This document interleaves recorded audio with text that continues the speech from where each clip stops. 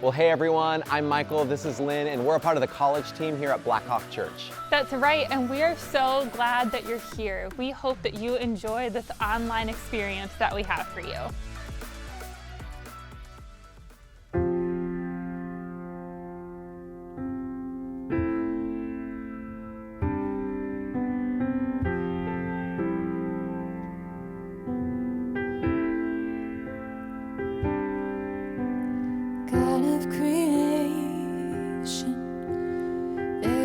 Start before the beginning of time.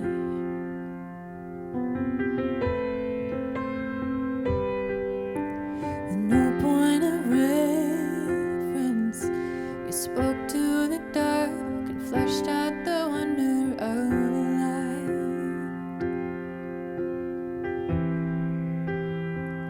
And as you speak,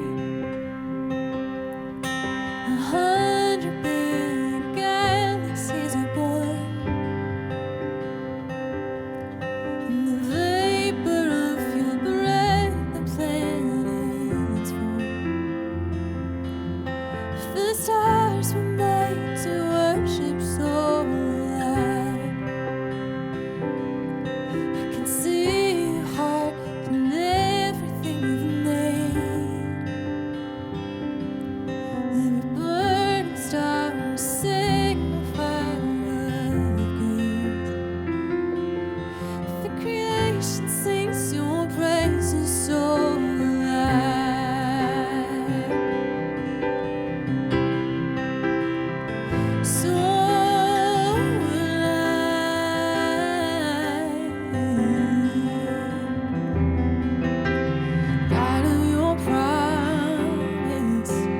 Don't speak in vain, you syllable empty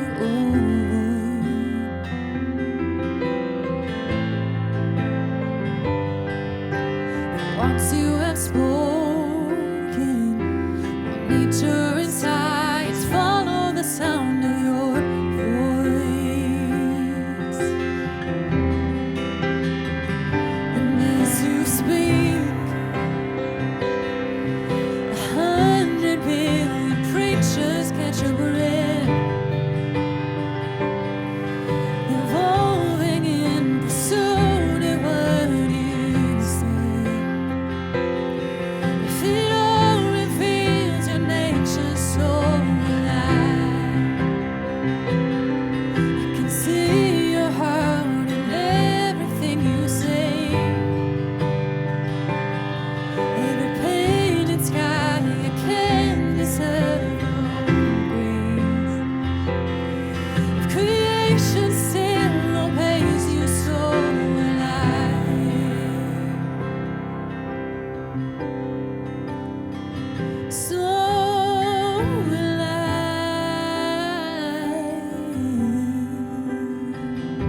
oh so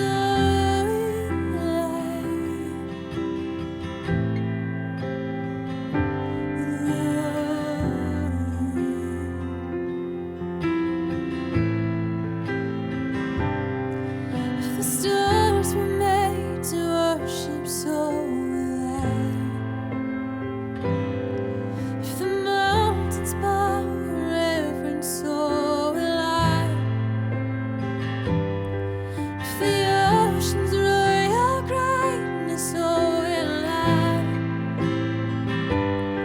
for if everything exists to lift you high, so alive, if the wind goes where you send it so alive, oh, if the rocks cry out in silence so alive, if the sum of all your praises still falls shine, then we'll sing again 100 billion times.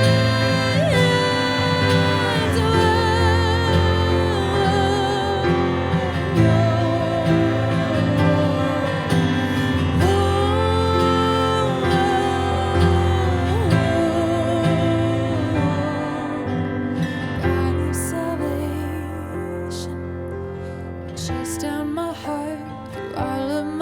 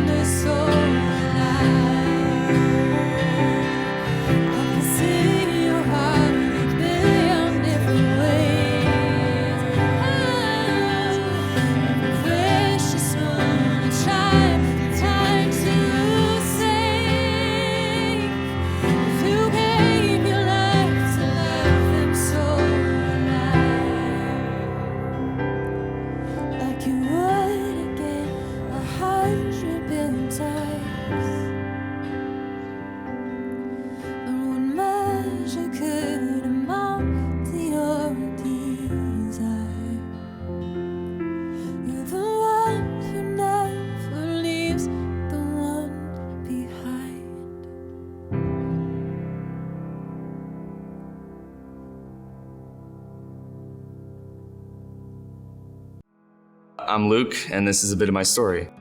I grew up with a Christian family. I went to church every Sunday. I went to Sunday school and confirmation as a kid. And growing up, it was kind of like I was a Christian with my family and not by myself with my own beliefs and own mentality about it. I first started to realize how much my faith impacted my life when I first went on my mission trip. I think that was when it really clicked in my head that my faith can be my own. And the first one really showed me how deep I can get into my faith with other people and how I can share my faith and what I believe. After that first year, I wanted to keep going every year, every once a week of summer.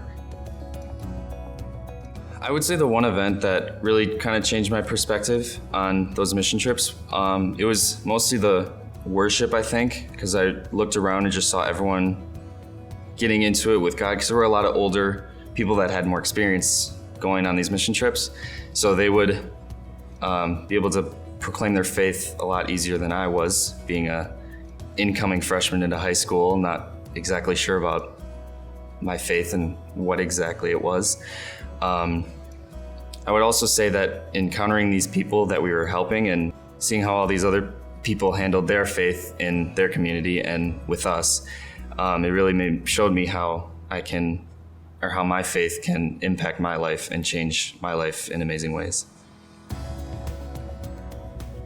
So I realized I wanted to continue my faith through college, and I had to find a way to do that. And I have an older sister here. She was able to help me discover CAM because she came to Black Hawk Church, and she pointed me to the direction of CAM and helped me feel a sense of belonging with CAM and feel more at home and more comfortable to talk about my faith in college. So with CAM and with my continued desire to get closer to God, I'm really excited to see where I will go these next few years in college and with the next coming years of my life.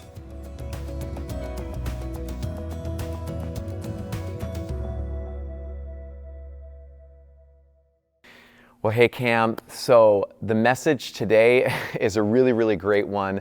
We're talking about creation care, and we just think that it's such an important subject and conversation that we actually extended the normal time that we usually give to a talk for this. So I just wanted to give you a heads up on that, and it's really going to be worth your time. So with that, let's go ahead and jump into the conversation that we have on creation care. Well, hey Cam, Michael here, and I'm actually here with my good friend Rick Lindroth, who is a professor of ecology at UW-Madison. And Rick's here today because he's going to be talking about creation care, which I'm really excited about. But before we get to that, Rick, I would love for you to just kind of introduce yourself to everyone watching and maybe just tell us a little bit about how you got to where you're at. Okay, thanks Michael, and hey, Cam fam, good to be here with you. So I was born in Northern Illinois on property that is now part of the Fermi National Accelerator Lab, and spent most of my childhood being a free-range kid, just roaming around in the woods. And I knew from the time that I was 7, that I wanted to be a biologist, and things never changed. So came here in the 1980s as a postdoc, and fortunately have never had to leave. So it's been a great place to have a career. Madison's beautiful, so Madison's and a great place beautiful. for what you're doing. Yeah, That's there you go. awesome. Thanks, Rick. Well, okay, so you're talking about creation care. I just think this is it's just such an important conversation for us to just be having and learning about. So, but before that, I don't want to assume that everyone knows what creation care means. Could you just explain what it means? Sure. What does creation care mean? So creation care, very simply, is the perspective that God has called and charged his people to care for his creation. Now, that's a Christian term, but a number of similar terms are used likewise. Terms such as environmental stewardship, earth keeping, eco-justice, they all basically mean the same thing. And conversations like this, I find, fall neatly into 3 different categories. The first is, what do we believe? So that's kind of the theological basis for our thinking. The second is, what do we know? And there we can do a bit of a dive into the science. What is the science telling us? Yeah. And then finally, where people are really interested generally is, what do we do about it? How do we then live? Gotcha.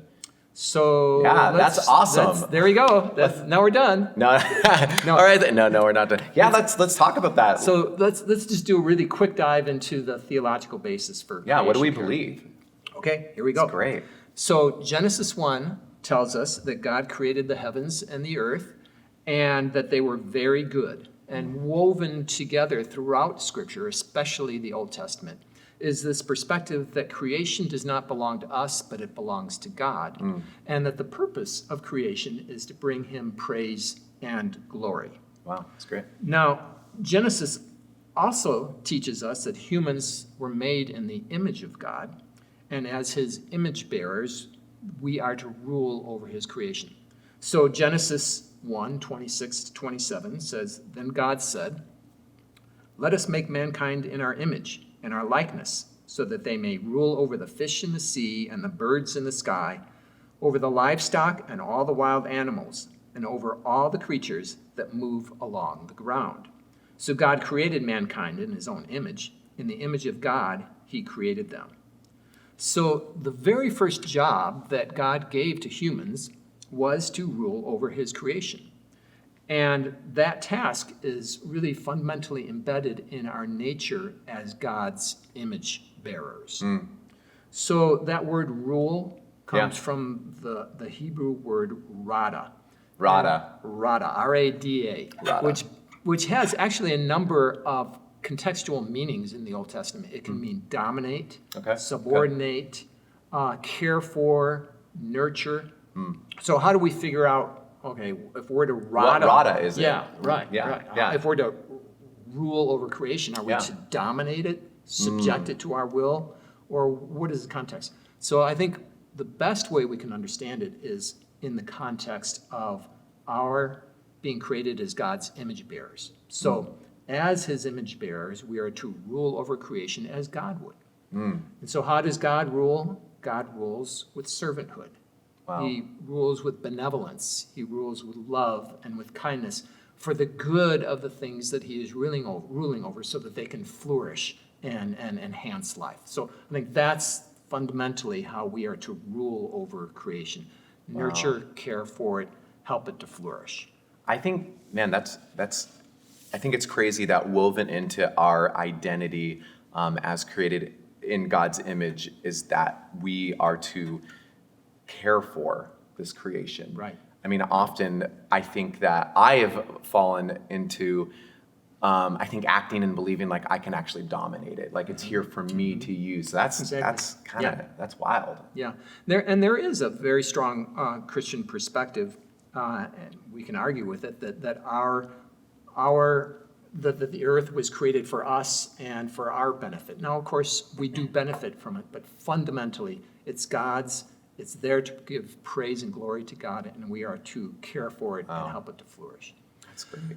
But there's another story in Genesis. Yeah. The sad story, right? Do we have to go there? We have to go Dang there. it. That tells about the human rebellion, Yeah. right? What we call generally the fall. So humans rebelled against God, the universal fall, which Yeah. we understand to mean that our relationship with God is severely disrupted, but also our relationship with each other and our relationship with the natural world around us. All of them have been harmed, disrupted Yeah. by the fall.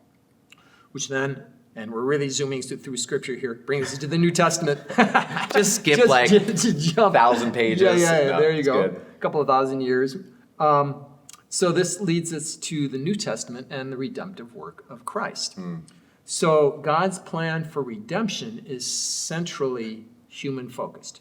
But that's not the limit of redemption. And that's something else, I think, if we understand the gospel in its fullest context, we understand that the gospel is meant to restore everything back into proper relationship Wow. with God, not just humans. I think that's an interesting, you might talk about that more, but I think that's, again, interesting because we can be so we-focused, me-focused, Exactly. and Jesus came to redeem me. How can I work on me? But Right. You just said that it's more than me. Right. It's this Right. world, kind of going back to Genesis. Right. Wow. Right. So if we really understand the gospel in its fullest context, it's to bring everything, including the Wow. creation, back into proper relationship Wow. with Christ.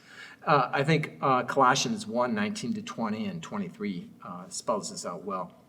Paul says, "For God was pleased to have all his fullness dwell in him, and through him to reconcile to himself all things, whether things on earth or things in heaven, by making peace through his blood shed on the cross. This is the gospel that you heard and that has been proclaimed to every creature under heaven, and of which I, Paul, have become a servant." So here again, Paul is proclaiming that the extent of the gospel goes throughout the entire cosmos, the entire created order. Wow. Now, of course, we know that the full restoration is not going to come until Christ comes again. Yeah. But as Christ's followers, he's called us to be involved in that restoration project now. I mean, the people of God, the people of Christ, are part of his worldwide restoration project. Yeah. So we, as his image bearers, should be taking care of his creation. That is something that if you're hearing this for the first time, that could dramatically change how you view not only the world, but your faith, and how your faith can actually help to care for this world that God put us in. That's huge. And so there's a second thing. Second thing. You want to talk about? Yeah, what do we know? So here, what is science telling us about creation and human care for it? So one of the biggest challenges for me as a Christian and as an ecologist is recognizing the trajectory that the Earth is on and the overall indifference of people, including many Christians, to that trajectory. So that's a real struggle for me. Man. I'm just taking this all in. This is all Yeah, good. yeah. Keep going. So let's just touch on a couple of the, what I see as some of the major environmental crises that the Earth is experiencing right now. And these all tend to be interacting together as well. Yeah, and I think if anyone is watching the news or anything like this, we know that, there's a lot going on in the world that's, not too good. So the first one I'll just mention is invasive species. What's an invasive species? Those are species that are moved from one part of the earth into another where they don't have their natural enemies, their natural diseases. That movement is facilitated by humans, either in the bilge water of ships or on wooden packing crates or things like that. And that cause enormous disruption to the new ecosystems into which they're introduced. Next one, this will have a lot of relevance now. The emergence of new and even old infectious diseases. So malaria worldwide is taking off again. Wow. In the last 10 years, largely linked to things like climate change. Wow. We've got new diseases, West Nile virus, and of course, COVID-19. Who had ever heard of it a year ago? And think of the disruption, the loss of life, of economy, of opportunities. Certainly the students are experiencing it, that has caused. And many, if not most of those, are again related to humans. In this case of COVID-19, probably linked to illegal wildlife trafficking, where this virus made a jump from a wild mammal, perhaps a bat, to humans, and there you go. Another major environmental issue. Good. And then the last one I'll mention is, I think, the biggest, and I'll spend the most time on that. And this is the environmental crisis that most scientists would agree is the most important. In fact, it's the existential crisis of the 21st century, and that's simply climate change. So I really wish we had an hour or two or three to talk about climate change. We don't. So I'm going to give it to you in 17 words. Great. I told you this before. Here's my take on climate change in 17 words, okay? Get ready to count. Am I going to count? Oh, you don't have to, count. but they I'll count. count. Okay. It's real. It's us. It's bad. It's going to get worse. And there's hope if we act now. So there you go, 17 words. Can you say My it one take more on time? Climate change. Can you say it one more time? Sure, and Okay. I'll unpack each of those. Okay, great. It's real. It's us. It's bad. It's going to get worse. And there's hope if we act now. Okay. So let's take a look at each of those elements, just very briefly. It's real. Scientists have documented over 26,000 indicators of climate warming. Things such as melting glaciers, melting polar ice caps, increases in sea level, increases in seawater temperature, increases in lake water temperature, reductions in lake ice, like right here on Lake Mendota, one of the more famous long-running climate change indicators. Increases in air temperature and earth temperature, changes in the ranges of species. They're moving north or they're moving higher up in altitude. Like I said, thousands upon thousands of indicators of climate change. Yeah. Where the argument has shifted to now is what's the cause? So that's point number 2. It's us. Hate to tell you, but in some ways that's good, because if it's us, Then we can do something We have about a role in it. Yep. Yeah. Yep. So how do we know? Well, we oftentimes hear arguments like, well, yeah, but climate has always been changing. And that's entirely true. Yeah. The climate has been changing since the dawn of time. Ice Age. See, that Ice was just a ages. foreshadow. That's right. There you go. Ice ages, at one time, this part of the continent was much warmer. At other times, it's been much colder. Yeah. So how do we know that this is due to humans Yeah. and not to other factors? It's And a great question. Right. Other factors are things like volcanism, the amount of volcanic activity. I was going to say, is that like a Star Trek thing? Volcan, no. Just joking. Or things like changes in solar radiation or changes in the Earth's orbit. All of those have contributed to climate changes, and some of them are responsible for the glacial ice ages. How do we know that those have caused climate change? By the work of climate scientists. Okay. So what are those very same climate scientists saying is the cause of our current climate change? Yeah. I was going to ask you that same question. There you go. Yeah. One thing and one thing only. They've ruled out, without a doubt, they've ruled out all of those natural factors. The factor that is driving climate change today is the release of heat-trapping gases into our atmosphere. Yep.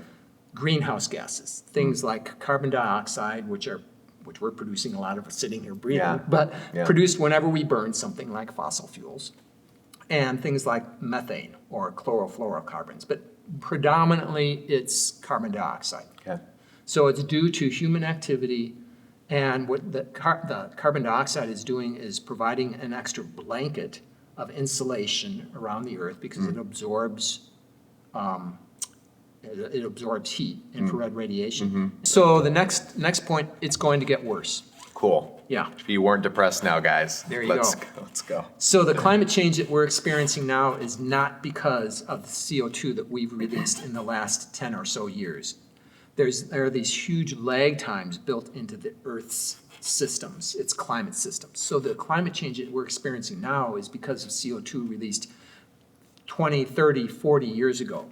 So even if we stopped emitting carbon dioxide today, the Earth's climate would continue to change for another 100 to 200 years. Wow. So we've already escaped the safe zone that all of human history has developed within, and we're heading off in a new trajectory of climate that is going to be entirely new. Wow. We've never experienced it before, and there will be no going back for another 100 or 200 years. Wow. And so we're already locked in to some significant changes. Okay.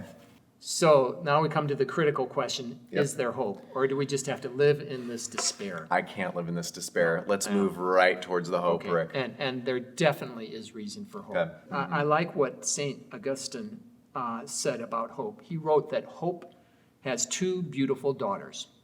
Their names are anger and courage. Anger at the way things are, and courage to make sure that they don't stay as they are. Wow. So true hope has a sense of a reality, Yeah.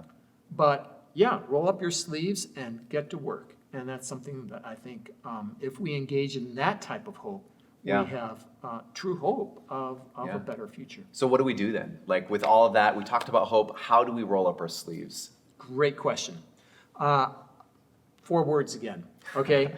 When Not people 17? say, what do we do? What do we do 25 about words. this? 4 words. Yeah. Connect, Okay. learn, Okay. talk, and act. Great. So connect. Okay. I've been talking a lot about creation care, but I've skipped a really important precedent to creation care, and that is creation connection. So we care for the things that we love, but we don't love things that we're not connected to. So really an important first step is building that creation connection. And creation connection, as they say, is a contact sport. So like go outside. Go outside. Yeah, look at the go stars. outside. Whatever it is, go outside in the evening, on the weekends. Yeah. Get a pet, go hiking. good. The next thing is learn. If we're to be responsible stewards of God's creation, it means that we need to have proper information. If we really call ourselves disciples or followers of Christ, we don't have the option of being uninformed or misinformed. We have to get the right information. Third thing is talk. Talk about it with your friends, with your family, with your life groups. Yeah. And the fourth is act. And there we need to think about acting on a personal level, on a corporate level, and on the level of governments. It's going to require action on all of those levels. One or the other isn't going to suffice. And how can we learn about how to act? So, yeah, I could hand out pages and pages of 50 things to do for this or that. I'm going to leave that up to your audience. Google. But you can see, Google this. Yeah. 50 things I can do about climate change. Okay. 50 things to help slow the extinction of species, or anything like that. And you'll get all kinds of lists of really great ideas of things that we can do as individuals, as small groups, to start addressing some of these issues. And so what I just love about this entire conversation, you started, and you might finish with this, but you started about how we were created in God's image to rule, to care for all of the world. And then we actually haven't been doing that, but we actually can. And it's not only, it's not, I mean, it just fits with our identity and a part of our purpose. So, and I don't know, as a follower of Jesus, I feel like it's a part of what I was created to do and how I can help live out my faith. So I have a bit of a benediction. Should I just end with that? Or That would be great. Any other questions? Oh, I have a million questions, but let's go ahead and end with your benediction. Okay, all right. So let me just close with a few thoughts and then some verses written by Paul in Romans chapter 8. So why would we bother to engage in all these types of activities caring for the earth that I'm advocating that we need to do? We do so because they are steps of obedience to a God who has entrusted to us care for the earth in which he delights. We do so because caring for current and future generations is inseparable from caring for the earth that sustains us. We do so because individual steps can be amplified within the community networks in which we live and love, work, and worship. We do so because as Christians, we understand what it means to live in that liminal space between what is and what is to be. We do so because individual steps are not steps of delusion, but are defined acts of hope. And it is that hope that connects and binds us to God and to the rest of creation. As Paul said in Romans chapter 8, verses 19 to 21, the creation waits in eager expectation for the children of God to be revealed, in hope that the creation itself will be liberated from its bondage to decay and brought into the freedom and glory of the children of God. Wow. There you go. Thanks, Rick. Thanks for talking about creation care, and thanks for joining us. Yeah, thanks everybody. Hey, thanks so much for joining us today. We hope to see you next time.